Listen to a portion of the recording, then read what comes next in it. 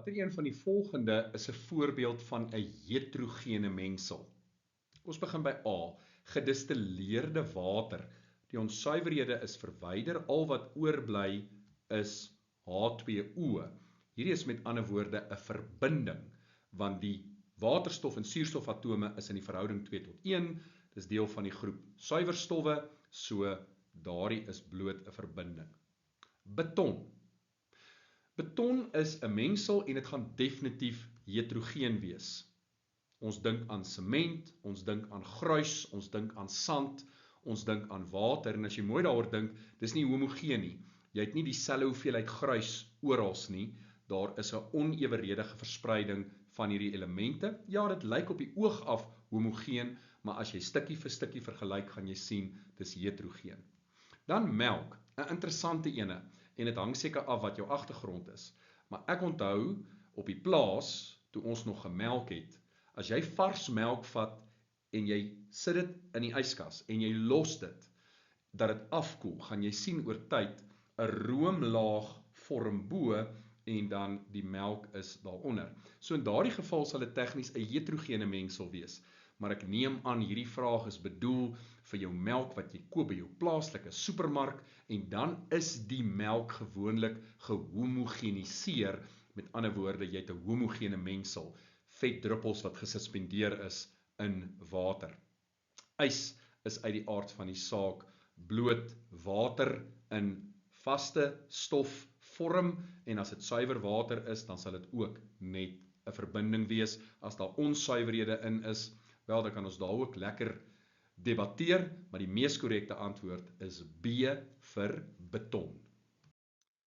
Die korrekte formule vir kaliumpermanganaat. Kalium, die kaliumkation is K+, onthou kalium is in groep 1, en dan permanganaat, en jy moet hierdie ken, is MnO4-. Dis jou permanganaat polyatomiese ioon, so die korrekte antwoord is A.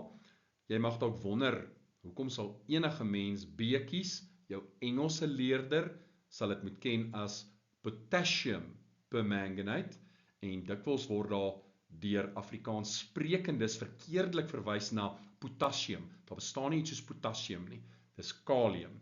So dis hoekom B ingegooi word, en dan C en D maak nie sin nie. Die korrekte antwoord is A. Die formule SO3 2- verteenwoordig 'n, nou kom ons kyk na ons opsies, A, sulfied, daar's 'n D, dit beteken dus S2-. Die sulfied-ioon, inderdaad, dit is daardie, 'n molekule, nee, en dan die sulfaat-ioon, dit is SO4-2-. Nou in baie gevalle kan jy die volgende doen, so dink mooi daaroor.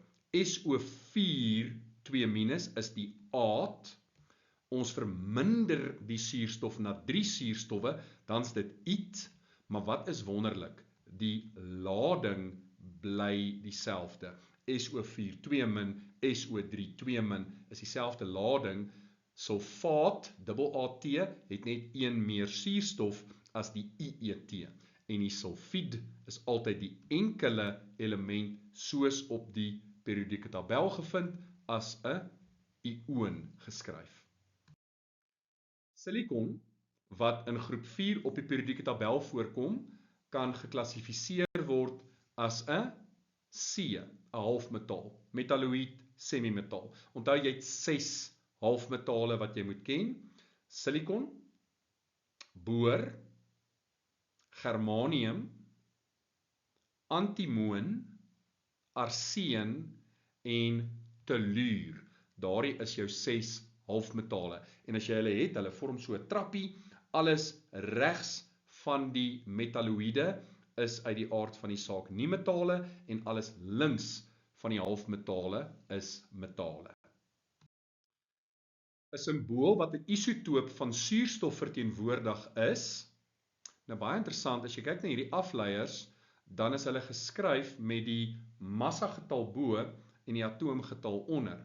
Die periodieke tabel wat jy kry by die departement van onderwys is omgekeerd, en beide word gebruik, Dis net ironies, want hierdie is eintlik die meer algemene manier wat ons gebruik, met ander woorde die massagetal, die groter getal bo en die atoomgetal onder, maar uit die aard van die saak, jou periodieke tabel ruil dit om, wat jy kry by die onderwysdepartement.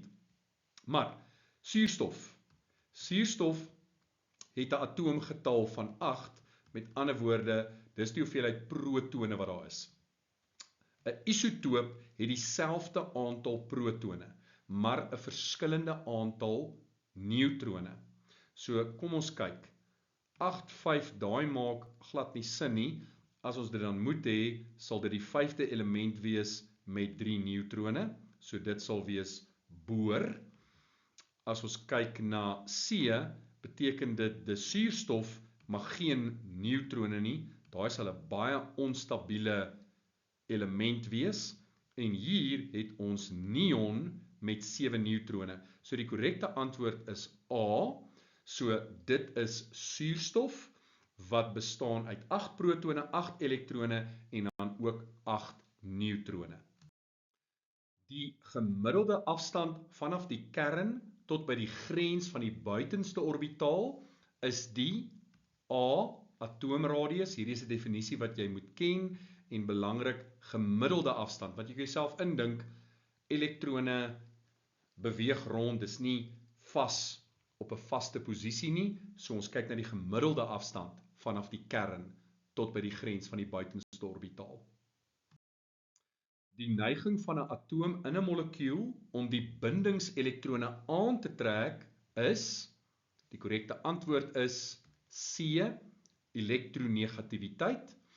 En as jy dan dink, 'n hoë elektronegativiteit wil graag elektrone aantrek, terwyl 'n lae elektronegativiteit trek elektrone swak aan. En op die periodieke tabel is fluor die mees elektronegatiewe element.